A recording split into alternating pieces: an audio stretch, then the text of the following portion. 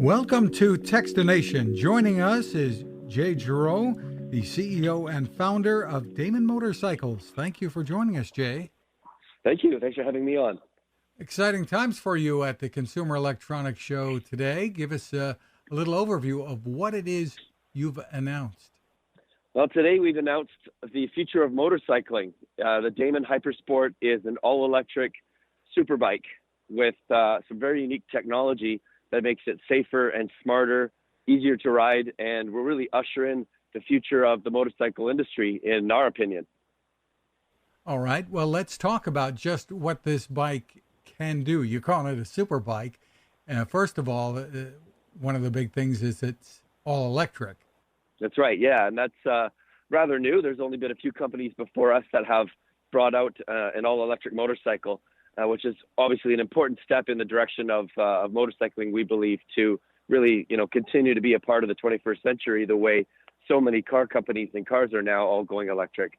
But what's really different about Damon is we focused on a bigger problem that we think really needs attention in motorcycling, and that's the perceived lack of safety between cars and motorcycles, and the growing gap with all of the collision warning and self-driving technology that we're hearing about in cars nowadays. So what have you put in this? Well, this bike has a system that we've developed quietly for the last 3 years in Vancouver, Canada, called Copilot. And Copilot is a 360-degree collision warning system that uses radars and cameras and other sensors to effectively see the real-time traffic situation around the rider in 360 degrees. And so if you can imagine being able to look down upon yourself on your motorbike from up above, you would see all the cars around you perfectly at all times. And that's effectively the way the bike sees traffic. And then if a car is in your blind spot or a car is about to brake hard in front of you, the motorcycle can let you know through haptic vibration in the handlebars, LED lights, and also has a digital rear view mirror fed by a rear-facing camera. Now, it's not using anything like autopilot for steering, things like that. It's just letting you know? Key distinction, yes. It's letting you know, and it's up to the rider to take evasive action. But this is really putting a lot of control in the rider's hands. This is a far cry from the neon vest or the flashing taillights that has been attempted in the past that really made no difference in the accident and death rates on motorcycles. And you're also saying this features an onboard neural net or neural network. Tell us about that. Mm-hmm.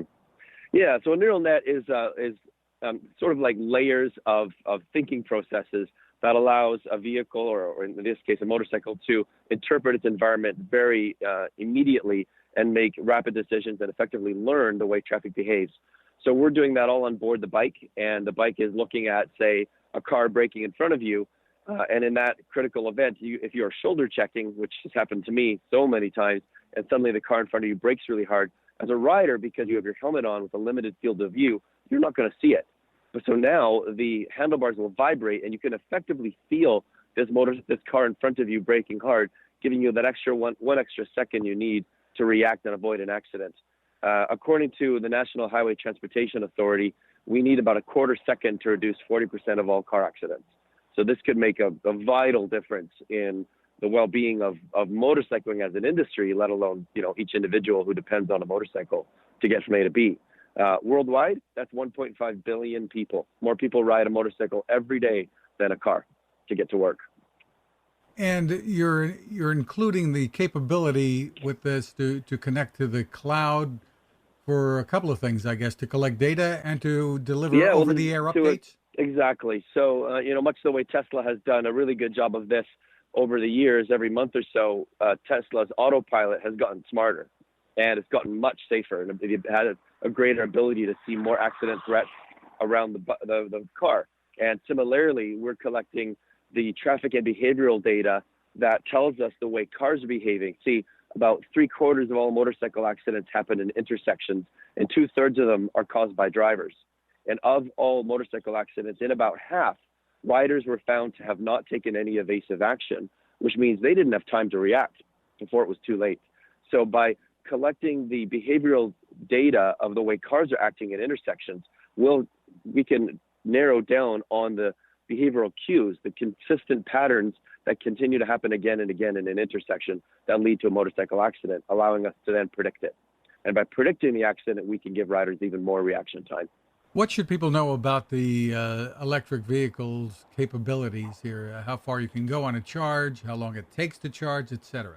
Well, that's where the rubber meets the road, as they say in motorcycling. So we're really excited that today we've announced the bike is groundbreaking performance with a 21.5 kilowatt-hour battery that delivers 200 real-world miles of riding time on the highway at a speed of 70, 80 miles an hour, with a top speed of 200 miles per hour and over 200 horsepower delivered to the rear wheel. So this is a top-of-the-line, full-featured super motorcycle, exactly like the ones you can buy from the major manufacturers that are powered by gas, except this bike is completely emission-free, and you don't have to put any gas in it. And how long does it take to recharge?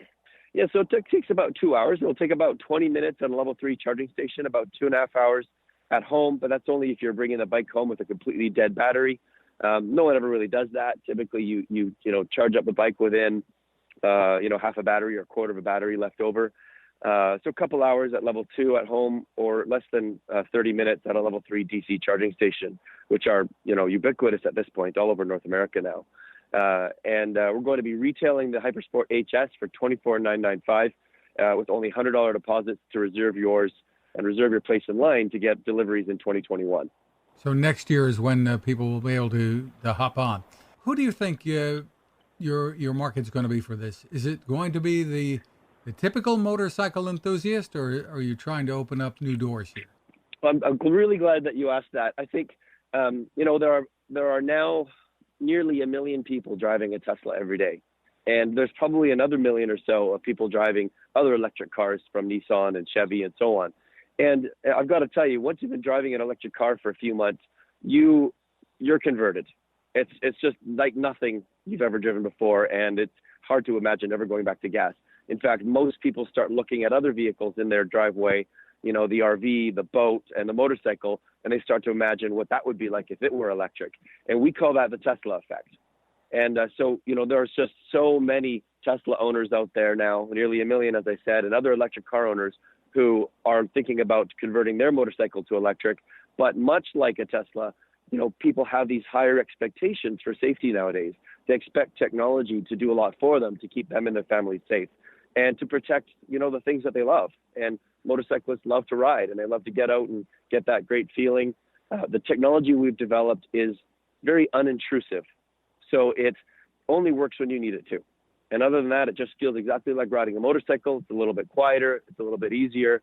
And we have another feature on this bike that's really quite revolutionary. It's called Shift. Shift allows your motorcycle to transform from a commuter riding position to a sport riding position while you're in motion at the touch of a button. So this is analogous to having two bikes in one. So you could be in the city and you can be in an upright riding position with a high handlebar, a low seat, and low foot pegs. And it's very easy to steer this bike and put your feet down and start-stop traffic. Very maneuverable and very safe. And when you get up on the highway, you push a button and the foot pegs rise, the seat rises, and the windscreen comes down and the handlebars drop 4 inches and converts the motorcycle into a very nimble sport riding position that gets you out of the wind, makes you more aerodynamic, and is less fatiguing so you can go long distances with these 200 miles of range. And so that's a real game changer. So anybody who's been riding 5-10 years, probably owns an electric car or has at least driven one, is going to want to get a Hypersport. What do you say to the enthusiasts who wonder, am I going to like this because it doesn't make enough noise? It's incredible how many people, and I mean hundreds, that we've talked to or we've heard from who've written us long emails and filled out our beta application form and told us that they're so thankful. Do loud pipes save lives? Well, if they did, we'd have a lot less motorcycle accidents. Let's just put it that way. Statistically, 27 times more accidents on a motorbike, 5 times more deaths compared to a car. I'm pretty sure loud pipes aren't saving very many lives.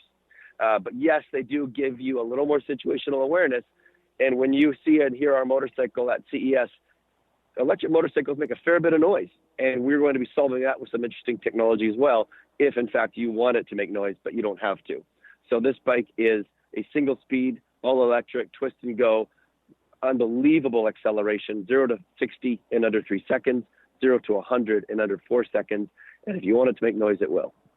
Do you need to be wearing any type of special helmet, a different type of helmet to take advantage of all the features, the safety features? No, any regular helmet. That's a great question. Yeah, so the forward collision warning is delivered through the handlebars. The blind spot warnings are delivered through an LED strip right in your cockpit. It's very easy to see. You don't have to look left and right at a mirror. And then you have a full rear view of everything behind you on a 6-inch LCD screen, which doubles as your instrument cluster as well, shows you speed and range and all the information that you need while riding. But you can see everything behind you in 120 degrees, plus your mirrors, plus your blind spot detection, plus your forward collision warning system. Cool stuff. Where can people go for more information? DamonMotorcycles.com. We are open for pre-orders, and we've already had a flood in. There's the Hypersport Premier. There's a few left. A one-of-a-kind unit at $39,995, and there's the Hypersport HS, which for a $100 deposit you can reserve your place in line for $24,995, and we hope to see you online. Thank you very much. And it's DAMON motorcycles.com. Jay Giraud, thank you for taking the time with us. Thank you.